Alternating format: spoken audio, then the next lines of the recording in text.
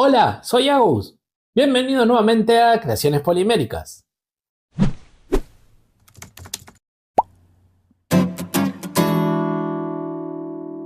En el video de hoy vamos a trabajar esta técnica de objetos en miniatura con arcilla polimérica.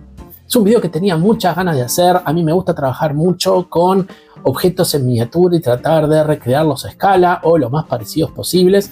Y en este caso voy a hacer 4 tazas distintas.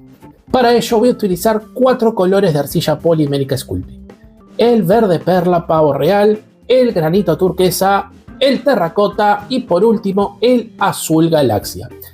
Así que sin más, los voy a ir dejando con el video.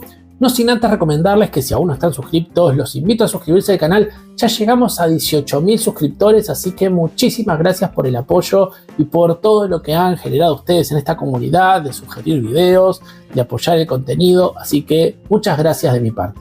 También recuerden que pueden hacer sugerencias sobre próximos videos que les gustaría ver en el canal. Lo pueden dejar en la caja de los comentarios. Me gusta interactuar con la comunidad y todas sus sugerencias, comentarios y consultas son bienvenidas. También recuerden que está la opción de membresías del canal, con el cual ustedes pueden hacerse miembros y obtener algunos beneficios.